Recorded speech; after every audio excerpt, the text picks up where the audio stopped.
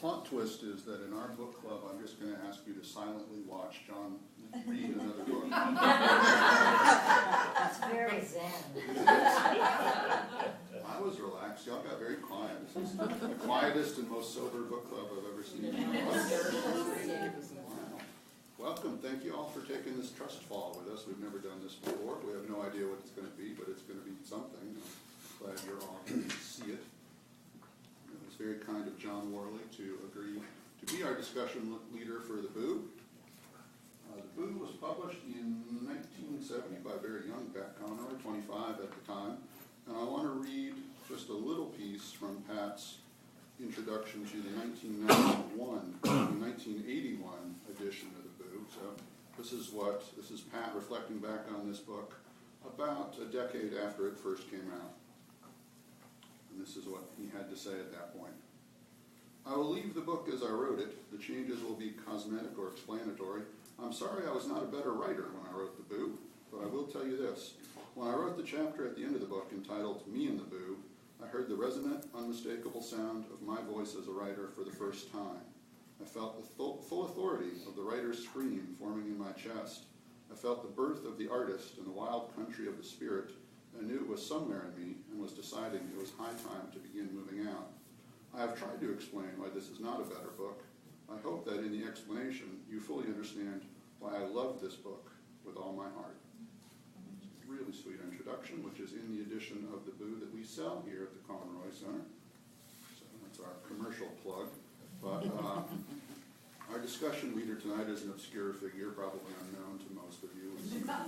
So rarely here in Beaufort. This is Pat's Citadel class of 67 classmate, John Worley, now the author of 5 novels of his own, most recently The Home Guard, which he's brought copies of, and also the nonfiction Modern History of the Citadel, which he's also brought copies of. He is also one of the contributing writers to an obscure book we never ever mentioned called Our Prince of Scribes. Writers remember Pat Conroy. Maybe one day we should do a program for that program. You're welcome, maybe an audience for that. Fire an idea. Yes, I'll take that under advisement and see if we can do that. So this is the full extent of the format we have come up with for tonight.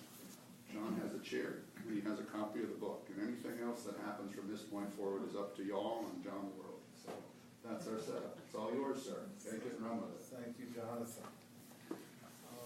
This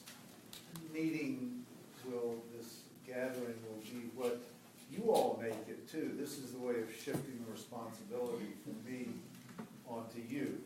So that if you walk out not feeling fully satisfied, I had nothing to do with it. If you're highly entertained, I'll take that one.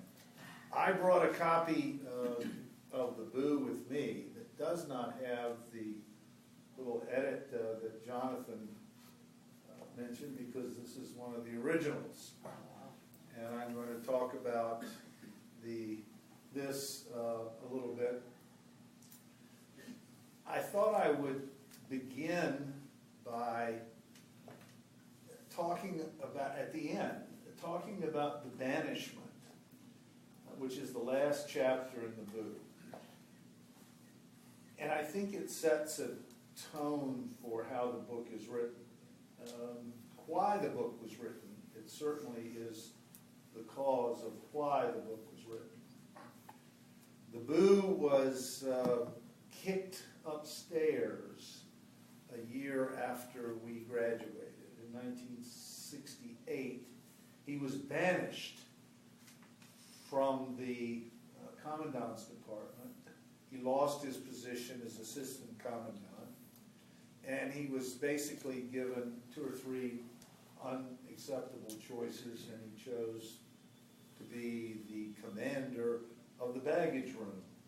Now, the way that worked, when you got there for the fall, you had a trunk full of your stuff, civilian clothes and stuff you wanted to bring with you, and after you put it in your room, you put your trunk outside, and they picked it up and took it to the baggage warehouse, and someone cataloged it in. I guess that was the Boo. And then somehow at the end of the year, your trunk came back, and And that was it.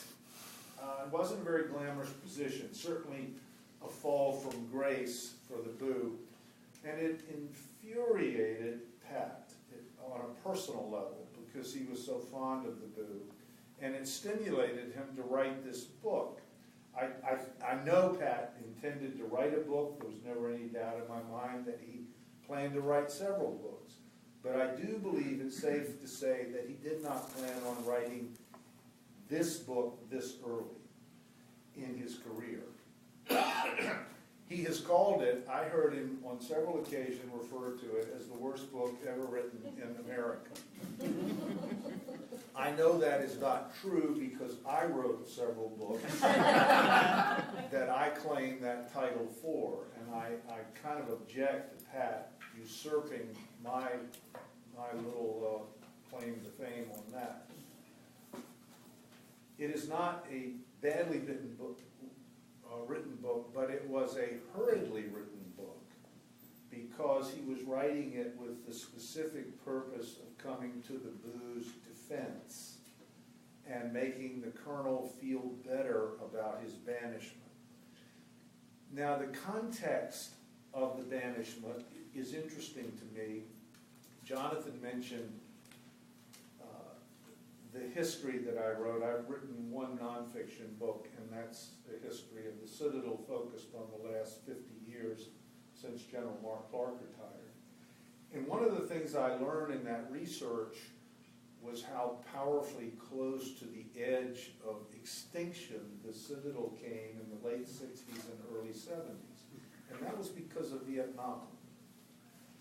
And military schools were highly unpopular. It was tough to recruit. Even the major colleges were having a tough time recruiting. But for military schools, it was really a struggle. And the Citadel was looking at some numbers that were scary in terms of the finances of the school. In the early 70s, they were talking about having an entire barracks empty. That would be 1/4 of the Corps of Cadets. That would be some 1,600 students, where the maximum capacity was 2,000. And the Citadel did not, at that time, have an endowment to fall back on. It operated out of cash flow, basically. And that was a very dangerous position to be in. I'm very glad to report that that is not the situation today because of a major push by the Citadel Foundation to get the finances right. And we have since built up a substantial endowment. But in the late 1960s, early 1970s, that endowment was not there. And it is entirely conceivable to me, after reviewing board of visitors' minutes and financial statements, that the Citadel might have ceased to function. At the very minimum, they would have had to have a lifeline thrown to them by the South Carolina legislature. And the South Carolina legislature's habits of throwing lifelines wasn't something you could rely on. If you're treading water off the dock and you need a life preserver, you don't want the South Carolina legislature being the only one standing on the dock to throw you one. Let me put it that way. So there was there was a dual philosophy, competing philosophy at the Citadel in the late 60s. A group of within the administration thought that in order to attract students in that very difficult recruiting climate, we needed to relax the military standards, let people grow their hair longer, give them more weekend passes, more Charleston leave, let up on the plebe system, basically water down the military element of the school so that people which would otherwise might be turned off would come. There was another group in the administration, just as strong, just as adamant, that said, no, we need to do exactly the opposite. We need to make sure everyone knows we are a military school. We need to increase the standards. We need to make sure people are in uniform when they go out to Charleston. We need to get back to being the organization that we've always been. Those were the push-pull philosophies. The philosophy that wanted the stricter enforcement of the standards was the group that was out to get the boo. Because the boo had a habit of cutting people slack. And it wasn't always evenly distributed throughout the Corps. I saw this with my own eyes. You would bump into somebody at Ness, and they said, you know, I was up at Converse this weekend. Oh, how'd you get a pass? Oh, I just go by the booze house, and I just let him know I'm going, and he doesn't say anything. Well, that's pretty permissive, you know. Not every cadet had that privilege.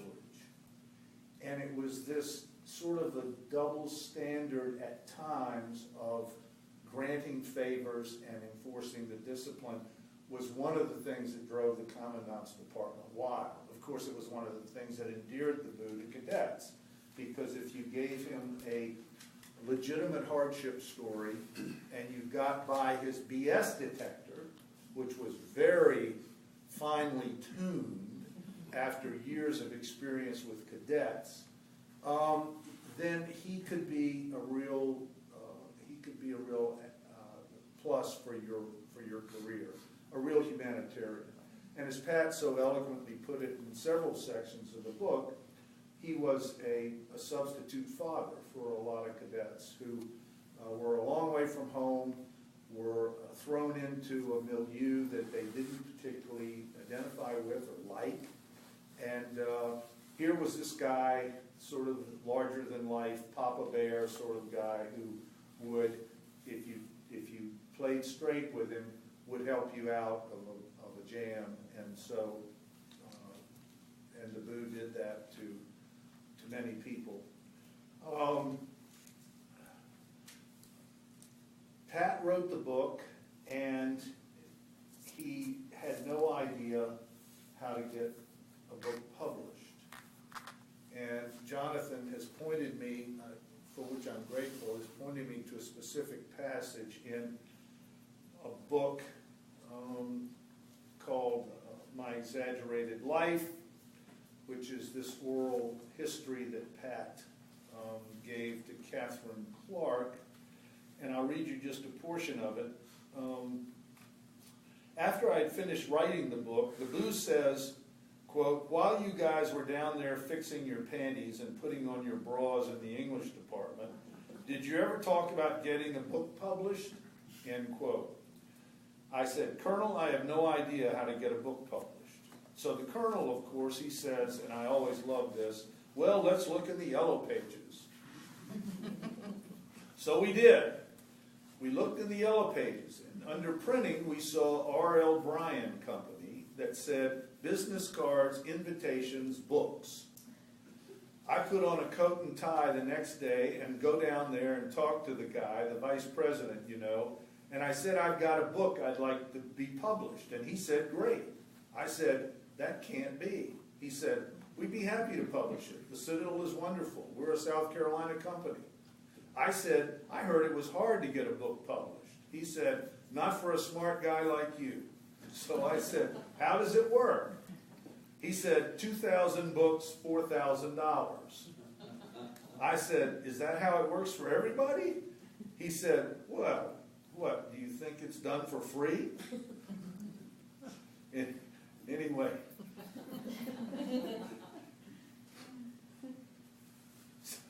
Anyway, I go to the People's Bank of Beaufort. Willie Shepard was a banker, and Willie is a Citadel graduate. I knew Willie because everybody knew everybody in Beaufort. So I tell Willie about my project, and he says, a book about the Citadel? We've never had a book about the Citadel. How much do you need? I said, I think we'll need about $2,000, Willie. This was the way banking was back then. He says, 2,000? I'll give you 3,000. He wrote me a check at his desk. Does that resemble anybody's banking experience? It sure doesn't resemble mine.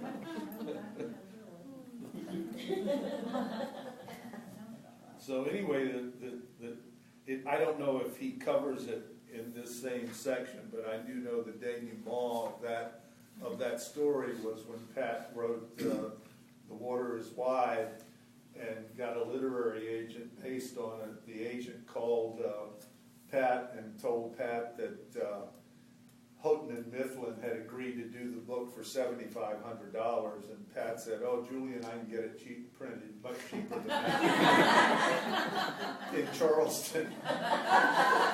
And Julian said, "No, you don't understand, Pat. That Houghton Mifflin wants to pay you $7,500." That was how little Pat knew about the publishing business. At any rate, I remember Pat talking during the days after this came out about riding around in his car trying to give copies of this book away. We had a classmate named John Bowditch. John Bowditch was dating a girl whose mother owned a printing company in a mecca of the publishing industry, Weir's Cave, Virginia. All roads lead to Weir's Cave. And it was called McClure Press. And Pat made a deal with McClure Press to publish the book.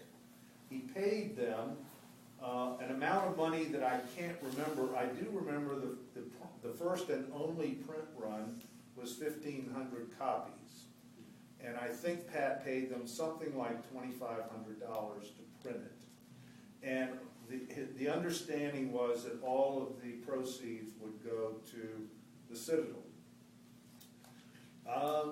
So I see from the inside, I'd forgotten what the number was, but I see from the inside flap here that the price of the book, list price, was $4.50, which of course today is a latte at Starbucks if you don't want any of the extras. Right. So Pat was walking around, driving around, trying to either sell this book or give it away. Now, this is obviously an original McClure Press, one of the first printings. It is signed by Pat. I'll read you the inscription. I'm going to pass the book around so you can see it. It's signed by Pat, dated, his handwriting is a little hard to decipher, but something 1976. To John and Barbara, I'll never forget being regimental commander, captain of the sword drill, front guide of the Summerall Guards, a leader of men, a Gold Star student. I'll never forget you, Worley, a private, a waist wad, a man without leadership qualities. Here's to our friendship, to the baseball team, to the loyalty of boys who knew each other when things seemed fine and clear and uncomplex. Here's to us. And then there's an inscription from the Boo also, and signed by the Boo. So if you have, this book is not in particularly good condition because I've read it and used it, but if you have a book like this in pristine condition, signed by both the Boo and Pat, they're anywhere from $4,000 or $5,000 each. I've seen it as high as $7,500 on eBay in some places. So here's a book he couldn't give away or sell for $4.50, but it is the first published book by Pat Conroy, so it is immediately, by definition, a collector's item. So, and as a footnote, the Citadel would not allow the book to be sold in the cadet bookstore. The Citadel got the proceeds of the book, but didn't permit it to be sold on campus. There was a reason for that, but no one has ever figured out what it was. So I guess the Citadel took it as an indictment of some of the administration, which in a sense it was and was intended to be. So that's a little bit about Pat's motivation for writing it, and a little bit about the politics of the Boo's banishment. How many of you have spent some time with the book since we've schedule this. Good, good. Well, then you know that the Citadel is not your standard fraternity-ridden college. It's a little strange up there in Charleston. It has some similarities to a place further up the road, VMI. My friend Lynn is here. It has some similarities to West Point. I know we've got some, at least one West Pointer in here. All military schools have some commonality, but Pat's thrust in this was to point out the things that make the Citadel unique. And some of the stories are humorous, some of them are tragic, some of them are absurd. The ERWs, I think, can be particularly entertaining. If you were cited for some infraction above failure to shine your shoes or polish your brass, you had to submit an explanation of report written. And that required you to acknowledge the offense, to state whether it was intentional or unintentional, and to give an explanation of why you had a pet goat in your room, why you were in a t-shirt during SMI inspection, why a girl came to the barracks at 10:30 at night, asking you to come down and talk with her. I mean, there were all sorts of, as you know, rules to be broken, and cadets were always looking for ways to break them. What interested you in the book? Let's start a little discussion. I've been doing a lot of talking here. Yes, sir. In reading the book, John, the relationship between Pat and the Boo, he had mentioned, the poem and the letter of the howl, the hoodoo thing. But day to day, year over year, the Boo said he was always out to get Conroy because he was such a dirtbag. But what was their relationship like day by day, year by year, through the 4 years? Well, first of all, I think Pat's right when he says in the book that he was really off the Boo's radar for the first year, maybe two, because Pat liked to pretend like he was sort of at war with the system, but he really wasn't. I mean, he wasn't the kind. Well, we had cadets who would flagrantly violate curfews and restrictions to campus and things like that. They just didn't like the control that the Citadel had on their lives.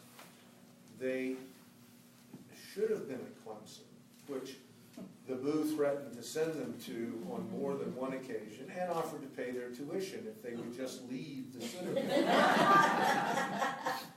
But Pat was not that kind of a rebel.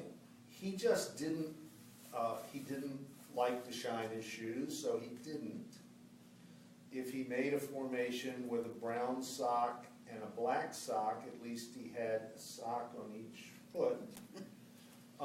He didn't like to go to parades, but he did if he had to, if it wasn't during basketball season. So he was not a guy who percolated to the top of the Boo's trouble list. Later in his career, I think he got to know the Boo just because when you get to be an upperclassman, you've been around the campus for a while, you know the administration.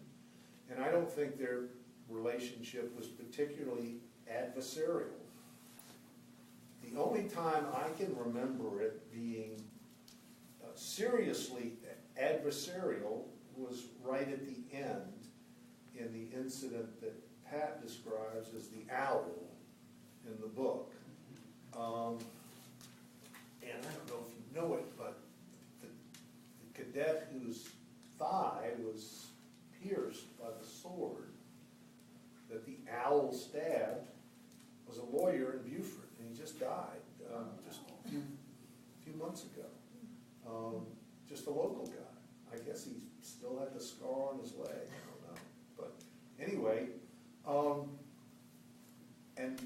And when Pat wrote the letter that he distributed throughout the campus, he was enraged by the fact that he perceived a double standard between cadet officers and cadet privates, which Pat was.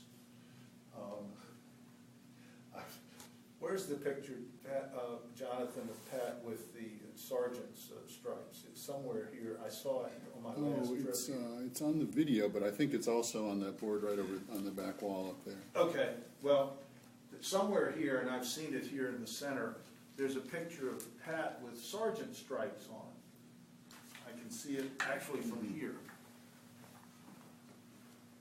It's the picture of him standing in front of Mark Clark's portrait, if you, and the one next to it. So, the way the Citadel was organized, everyone who was a knob, a freshman, was a private.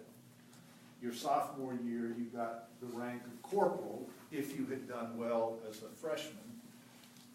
So there were 10 corporals per company.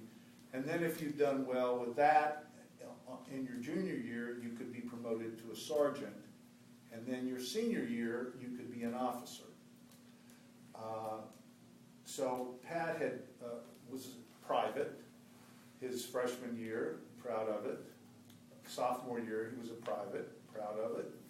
His junior year, he was a private. He told the story, I wish he was here to tell it because it's so hilarious, the way he explained to his father, Kathy's father, at the end of every year when rank came out, well, son, how did you do in rank this year? Well, Dad, I'm ranked dead last in the entire company.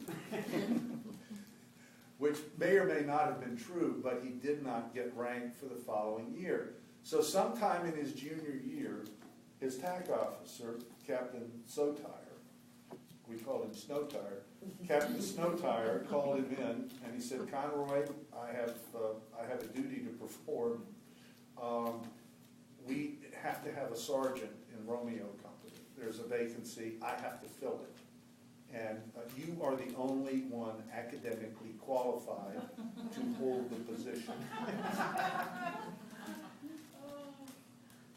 He said, you do not understand the pain this causes me. I'm a military man, I have respect for the military, and I have to make you a sergeant. I'm considering leaving the military.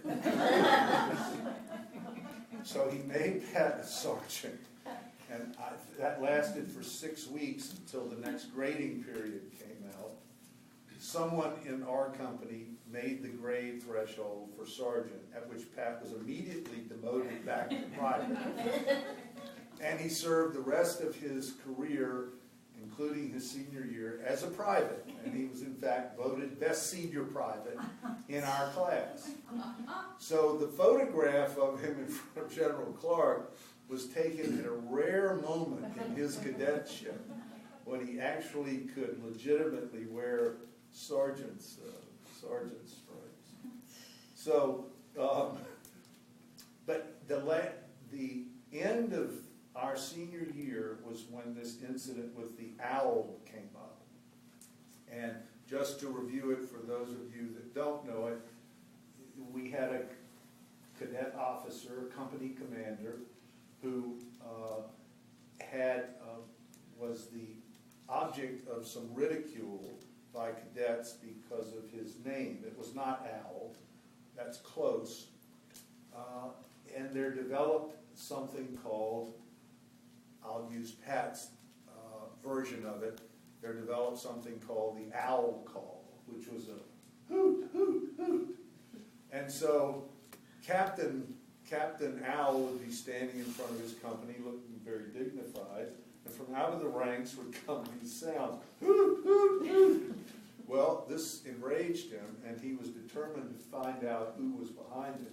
So we were marching out to parade one Friday afternoon, and the cadet captain happened to see someone literally hooting at him. And I guess he momentarily lost it because he went over to the cadet and he took his saber, which we were carrying for, officers carried for parade, pushed it down and pushed it into the cadet's thigh. And went through his white pants. Blood was coming down his leg. And so this was a pretty major infraction. I mean, this is assault and battery. That's what it is. I mean, so we all waited for the earthquake in the Commandant's Department to come down on the head of this cadet captain.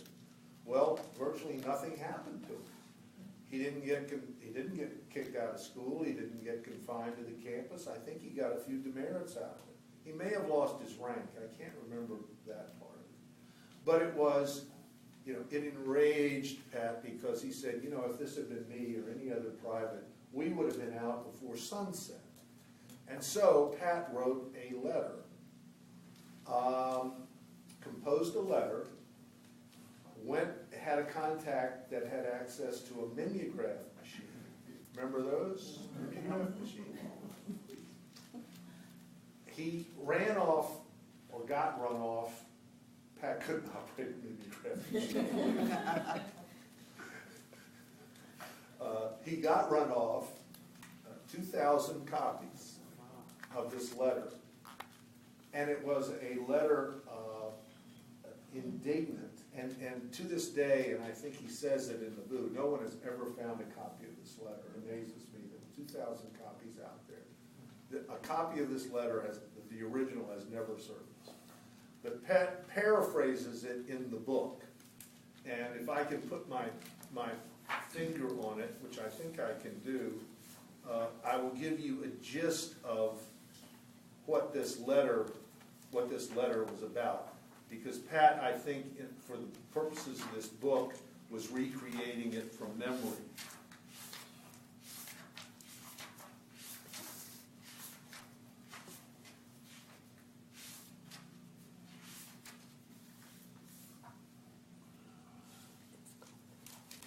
As I say, I can put my hand right on it. Seriously, this won't take me too long.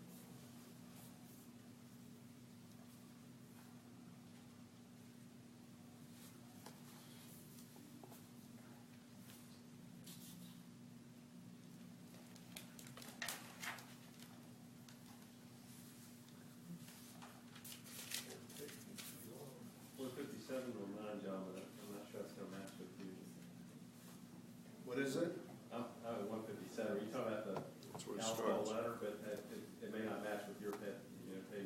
Yeah, I don't think it does. Anyway, if I can put my hands on it, I will do it. But the chapter it's in is entitled the Owl or something like that. It's in Me and the Boo. What is it? It's in Me and the Boo. Me and the Boo? Yeah. Okay. Mhm. Pretty late, isn't it? Yeah. It's near the end. Pretty late in the book. Me and the Boo. About Yeah. 4 pages from the end of that chapter. Okay.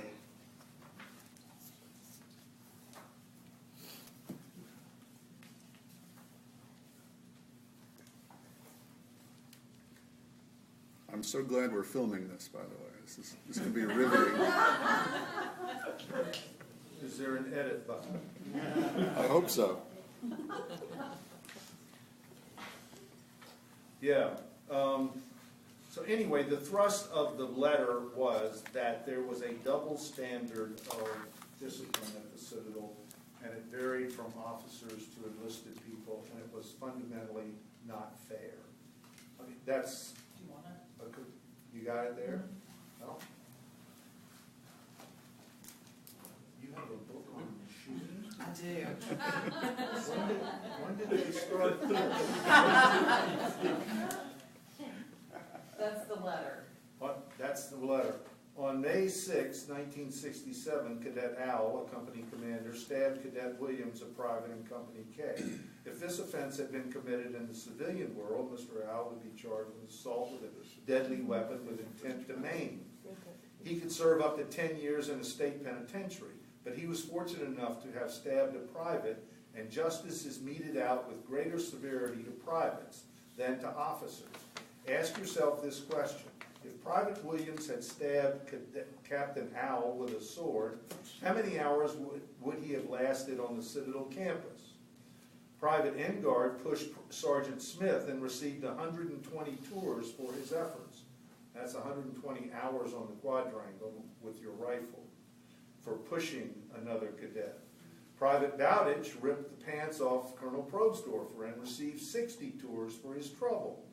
Private Tim put mustard on Major Bain's chair and received 60 tours for this indiscretion. Is mustard on pants a more serious offense at the Citadel than blood on pants? The sword is the cadet officer's symbol of leadership, a finite object which sets him above the average cadet. When this symbol is abused so flagrantly and with such vicious results, the officer at fault should be required to pay the consequences. The cadet private should be equal to the cadet officer when punished by the Commandant's Department. Signed, the cadet officer. Now, of course, it was not a cadet officer who wrote the letter. Pat put that in there to try to throw off the hounds that were going to be running after him. Thank you so much. You're welcome.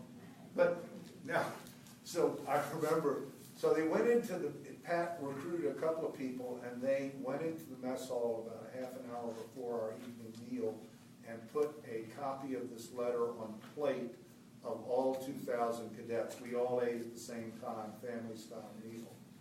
So every cadet that came in for the meal that night got this letter.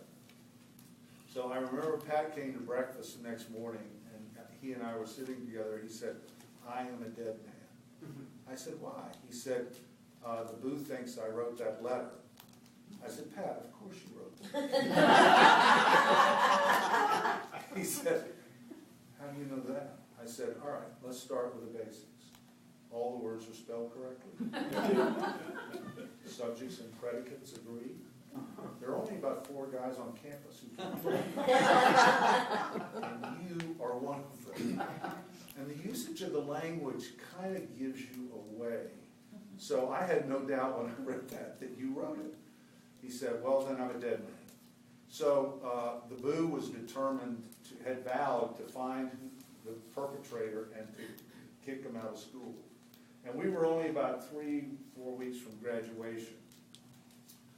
And Pat says, and I had actually forgotten this little detail, that what saved him was the 3 cadets being lost at sea, who eventually we thought were drowned, but eventually washed up on Defusky Island. They've been out fishing, and their engine quit, and they didn't have any way of getting back, and the tide took them. And so this was, for 3 or 4 days, this absorbed the Citadel family as they looked for these guys. And it distracted the attention of the Commandant's Department just long enough for us to get out, to graduate, and to get out of danger. But that, I think, was I think the boo strongly suspected Pat, but he could never prove it. And I think he was genuinely upset that had happened. Any other thoughts? Yeah. Just a question. I mean, a lot of material is like the ERWs and stuff. Did the boo have like these file folders full of this material that he then handed over to Pat? And who came to who? Did Pat go to the boo and say, "I want to write this book," or did the boo and Pat work together? I mean, clearly they worked together on it, but what was kind of the... It was definitely a collaboration. And I think what happened was when the boo was kicked upstairs, and he went quietly, but Pat found out about it, and he went to the boo and he said, "I want to do something for you, and this isn't right, and I'd like to do something for you, and what I can do is right." And got the boo's records, and I think Boo had saved a lot of these things. You know, he had his drop dead stamp.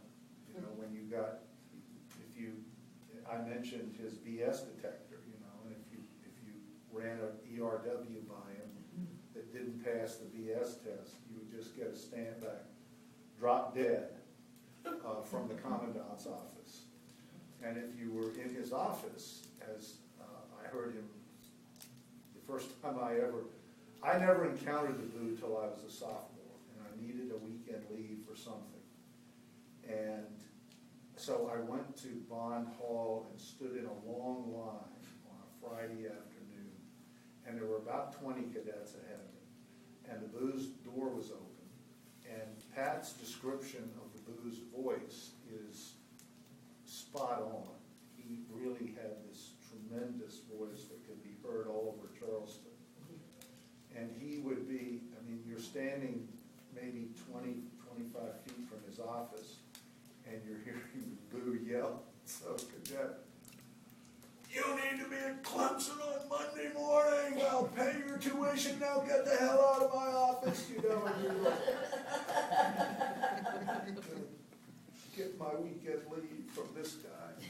So he had this giant bark, but his bite was much more civil. But I think he saved a lot of this stuff, to your point, and I think that's what Pat used, because there's no way they could create.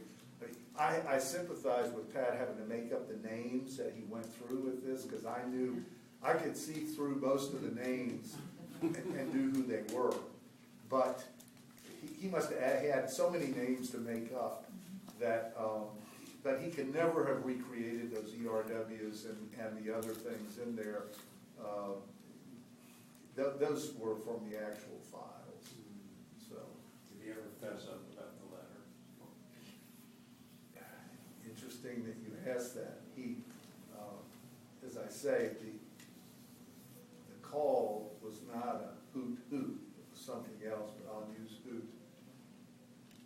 So we graduated, and we graduated inside McAllister Fieldhouse, and after we came out, Pat and I were saying our goodbyes, and he said, you need to come with me, I have one more thing to do before we leave. I gotta find the boo. So he we walked around until we found the boo, and Pat, I had no idea what Pat was gonna do. He just said we need to find the boo. So the boo had this cigar, ubiquitous cigar. And one of his he had two intimidation tactics aside from his voice. He loved to get right up in your face, and he would switch the cigar. So the smoke is coming up, and he's right in your face, and he's lecturing you about something. So by the time we were seniors, we knew this technique pretty well. So we find the boo, and Pat goes up to him and gets within about an inch of his nose. And he says, hoot, hoot. And Cavorsi said, I knew it was you. I knew it was you, but I couldn't prove it. Pat just waved his palm like this. Bye, Colonel. See you around. So, but it's interesting how, I think forward to Pat's career in Beaufort with The Water is Wide, an adversarial situation gave him the opportunity to write that book. He gets fired by the school board for insubordination, and the other thing, Pat turns it into a literary opportunity. The boo gets fired, and Pat turns that into a literary opportunity. Then he writes The Lords of Discipline at a school he claimed to hate while he was there, and he turns that into a literary opportunity. But I think there's a lesson there in that, what makes writing is seeing something that is interesting and exploring it. And so Pat says he's written more about his college than any writer in the history of American letters, which is probably true. He claims that he had no business being at the Citadel, which is probably also true. But when you look back on his career, it's hard to reach any conclusion other than it turned out to be a good thing for him, because he sure got a lot of mileage out of it. When you think about the cookbook has stories, this book, My Losing Season, The Lords of Discipline, which the Board of Visitors refused to let the film be made on campus, even though Paramount offered the Citadel $200,000 to allow it to be filmed there. The Board of Visitors said no. This was I would say this book was the beginning, this was the warning shot that Pat fired across the bow of the Citadel to tell them that he was going to be at war with them on a certain level, because this does indict the administration, and particularly the Commandant's Department, indicts them on a number of levels, and that's obviously why they wouldn't be allowed to be sold in the bookstore, even though the school was getting the benefit of it. Yes? So what was the reception at the Citadel when this book came out? Did the Boo get any backlash from the administration for this telling of what they had done to him? Not that I'm aware of. I was gone by then. I moved on like a lot of guys had moved on. So I don't have firsthand knowledge of that. But I never heard Pat say that the Boo suffered any recriminations from the school. He was at the tail end of his career. I think the school figured they'd done about all to the Boo that they could do. And so the Boo slipped into retirement. And once the school lost its day-to-day grip on him, cadets came back, and so many cadets would come back for weekends, reunions, and they always made the Boo stop on their trip, And yeah. I guess I'm a little unfamiliar with the timeline on here. It seems to me that if the Boo did conspire or actually give his files for use in this book, and if he were still an employee of the school, that they would whack him right at that point. Well, I think with the names changed, that would have been an issue if he'd used actual names. Now, there are a few names in the book that are actual. Rodney Engard lives in Bluffton. Your name's in there too. And my name's in here too. Larry Latini. I played football with Larry Latini. There's a whole chapter in here on Larry Latini. But I'm sure Pat got Larry's permission. He didn't need my permission, but he got Larry's permission. But I think the thing that would have upset the school if it had been names attached. But I don't know. I never heard of any controversy over the Boo giving Pat access to his records. And the copyright on this is, what was it 70? Yes, yeah. 70? Mm-hmm. So this was, this was fairly not very long after we got out, and not very long before the Boo retired. So I think, and probably nobody at the administration ever read it. Selling 250,000 copies. No. Yes. In one of the places in the book, he talks about sort of the museum that was in the Boo's office and all the items that were in there. What happened to those when he was shipped to the luggage department? What happened to all this stuff? Well, that's an interesting question too. It went to his house. The Boo had a house on campus. Okay. And he removed all of that stuff to his house. And then he had a man cave with all that stuff in it. I remember that room where cadets would come, and they could see pictures of guys they knew and cartoons, drawings and stuff. So that was a source of entertainment for people. And then the Boo carried all that stuff around with him.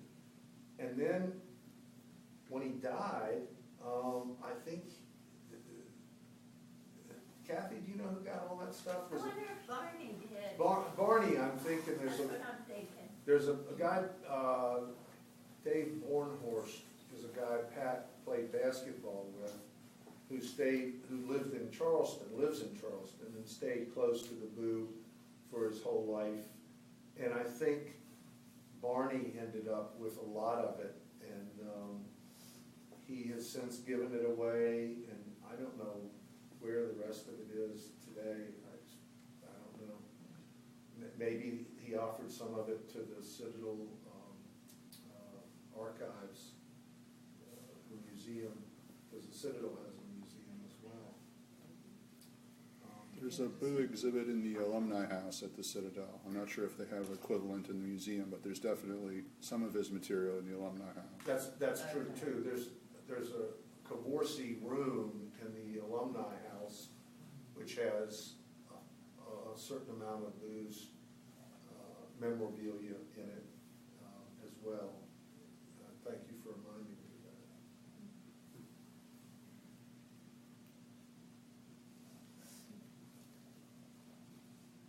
Any other, I was curious about the photo, the cover photo. How, is that a common, this? yeah, well, oh, so that's different. The It's one behind you. You have a different, newer copy, yeah, I'm wondering if it's the same as that. it's the same one of the Boo with Pat, Yeah, with Pat cropped out. so it's cropped Yeah. or superimposed or Right, something. which is the original, with Pat or? With Pat is the original. This is the original. So the original photo didn't have Pat in it? No, it did. The original photo had Pat. It's from the yearbook. It's the photo that's captioned Best Senior Private in the 67 yearbook He said it there on the wall, but I guess they cropped him out in the. for the original cover.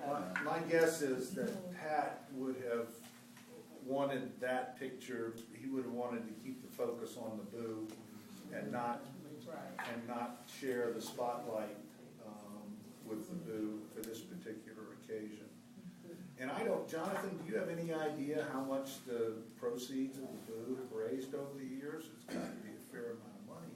It is, sure. I don't know the exact amount. And I don't know if they're still going into that fund, or at what point Pat and the Boo decided that the money wasn't going to keep going into the Citadel Fund. I don't think that's where it goes now, from the addition Oh, that he Cliff decided to change it. keeps in print. Cliff has not mentioned to me that it goes into any fund at the Citadel. You mean once the school painted on top of the water tower, Conroy sucks? No, He that may have decided been a not. tipping point. A tipping point, yes. John, were you on campus when Pat and the Boo got their honorary degrees, which would have been 2000? I was. Do you remember anything about that?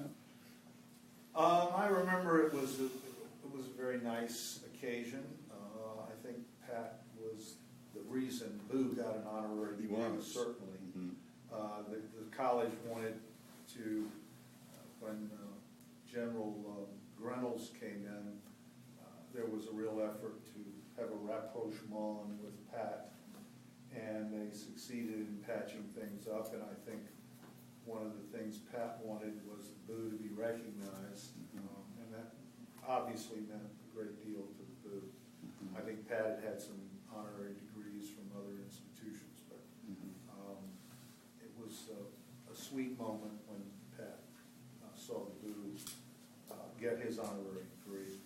And then I remember after the parade at which they were acknowledged and the degrees presented, I remember we went over for a reception at the Alumni House, and I don't remember particularly anything about it except it was a mob of people congratulating Pat. And then, of course, as you know, he then gave the commencement speech in 2001, which I remind audiences is available on YouTube and worth a watch. It's about, as I recall, maybe a 20-minute speech, and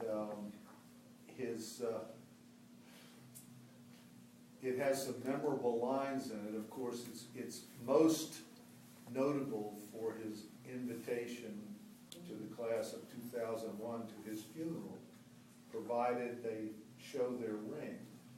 And the ring of the class of 2001 would be their admission to his funeral. And that proved to be prescient, of course, because when he died, a whole bunch of the class of 2001 came down for it. But what sticks in my mind still today is his opening line of the talk when he said, "There was a time in my life when I thought that Jane Fonda and Saddam Hussein stood a better chance of addressing the Corps of Cadets than I did."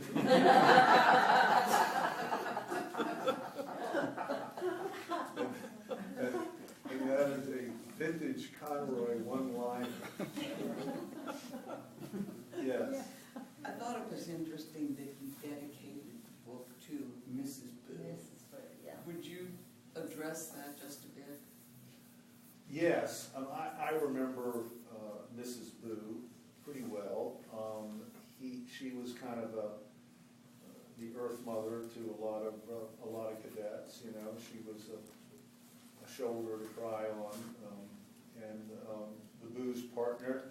And I think Pat probably knew that it would mean a lot to the colonel if he dedicated it that way. You know, the book didn't need to dedicate it to the Boo, it's all about the Boo. But dedicating it to his wife, who really has no role particularly in the book, but is a presence. And, you know, Pat was awfully good about that kind of thing. He was always thoughtful in that way. So I think that meant a lot to the divorcing family. Even though I don't know that the Boo was a great father, I heard Pat say on a number of occasions that he wasn't to his children. I think they've had estrangement and all sorts of issues. I don't personally know those issues. I just remember there was some disturbance in the force, the divorcee force from time to time. But the Boo certainly maintained his relationship with his lambs, his cadets. So is any of the ERWs yours?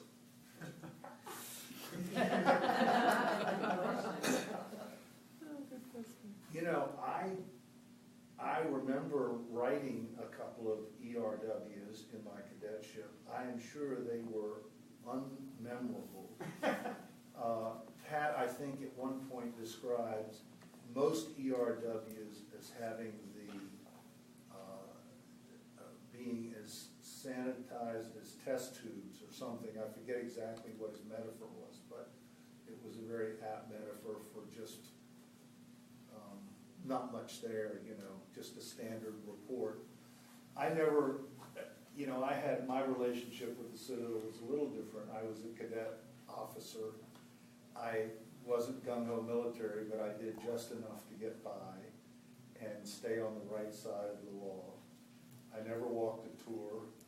I did serve a few confinements, which was an hour in your room on a weekend, studying supposedly, you were in your room anyway, at your desk, with a duty uniform on and a waist plate, and you had to check in at the guard room every hour.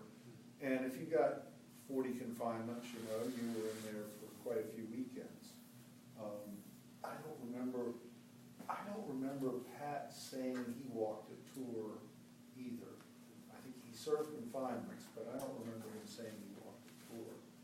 The tour was the hour on the quad with the rifle.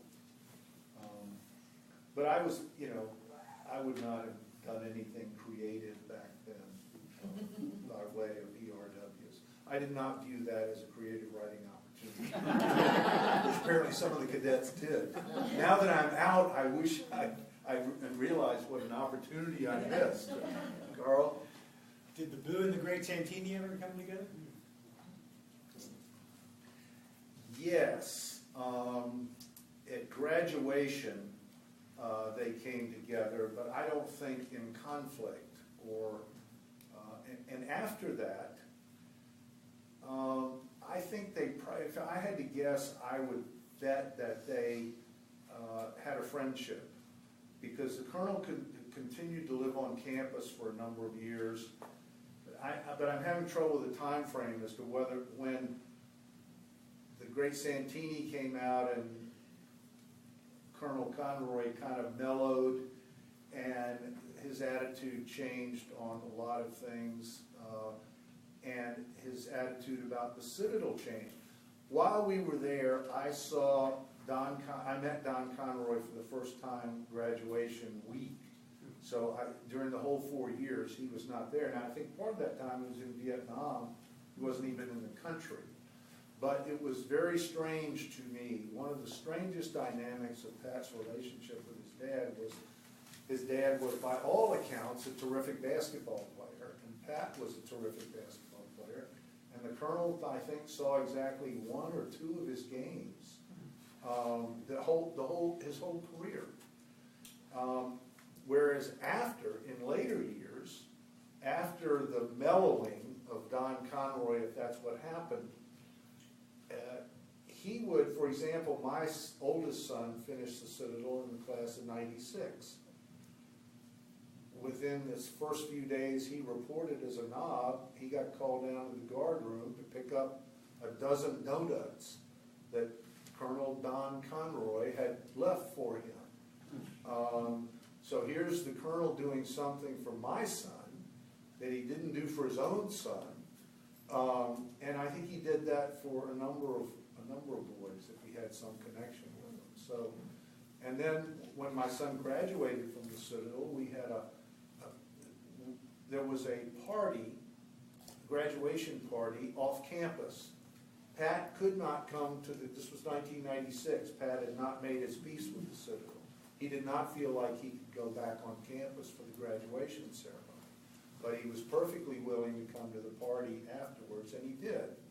And I have some nice photographs from that party, and they include Don, his dad, who came. And I remember them, it's probably the most time I ever spent around the 2 of them together, and they were playing off each other. And Pat would deny it, they had a very similar sense of humor. I mean, they were cutting each other up one side and down the other, but not in a malicious way. So it was a very humanizing Don Conroy. And I used to tell Pat, I said, Pat, I don't know why you have all these complaints about your dad. He's one of the nicest guys I've ever met. Pat, of course, had a few things to say about that.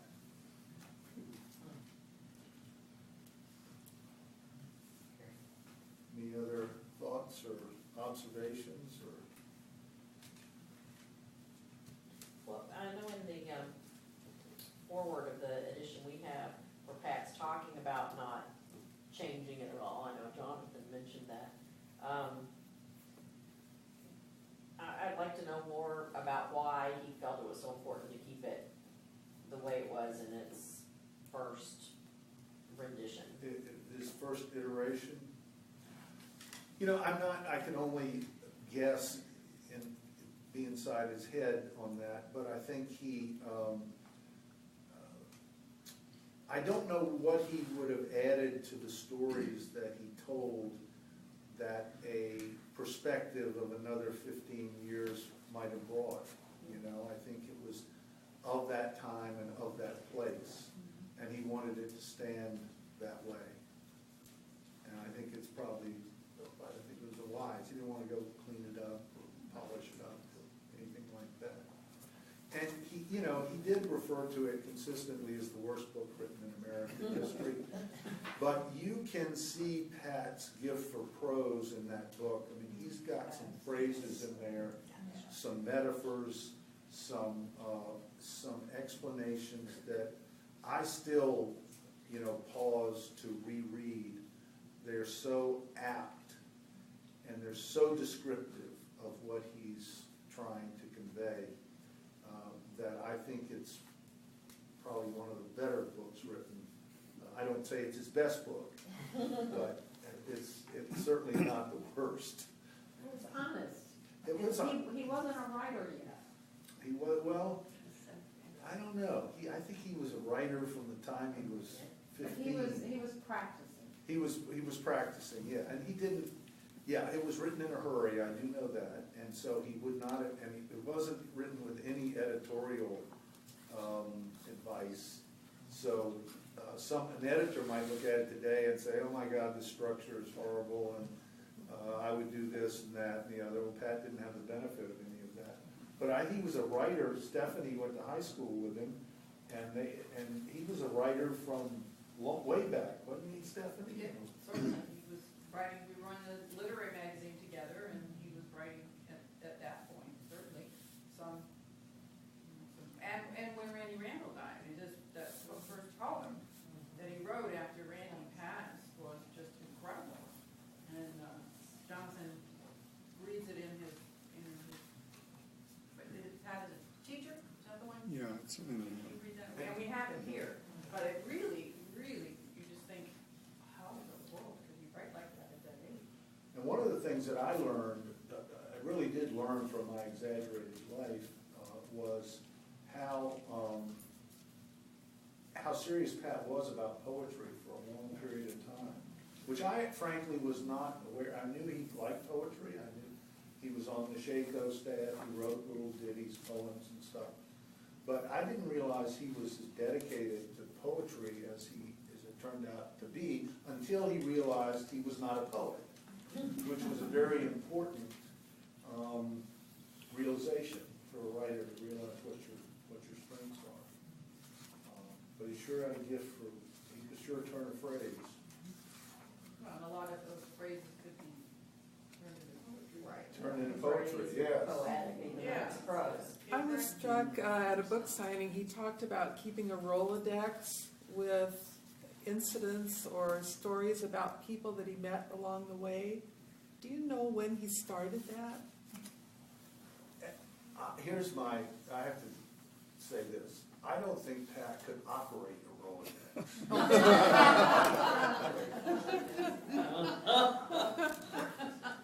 He bought a car once, I remember. Bought a car once, he couldn't figure out how to open the hood. He had no idea where you check the oil. This is a guy who's 45 years old. You usually know that sort of thing by that. He was the least mechanically inclined person I think I've ever known in my life. I don't think if he literally kept a Rolodex, I never saw it. What he did do was keep a lot of those journals, and so it's not that he didn't make a lot of notes, he did. I'm not aware of a Rolodex. Kathy, is there a Rolodex anywhere? I think you're right on. But doesn't it sound like something he would have suggested someone else do? For him. No, not Yes. for him, for their own writing career. Oh. This is how you become a writer. You take the notes and the antidotes and the this and that. Well, it's excellent advice. Yeah. Excellent advice, of course, yes. Brilliant. Trying to think of anything else that I might throw out at you that would be relative to the Boo or that era. What did happen to the one who stabbed? What happened to him? What happened to him? Yeah. He was a nice fella. I remember him well. And his What? name was That's not really bad. Owl. He just lost You it? learn not to hoot. He just lost it? I think he just had a momentary lapse. I think he went to Vietnam, and I think he came back from Vietnam. I know he's not one of our 10 classmates who was lost in Vietnam, but he did die a number of years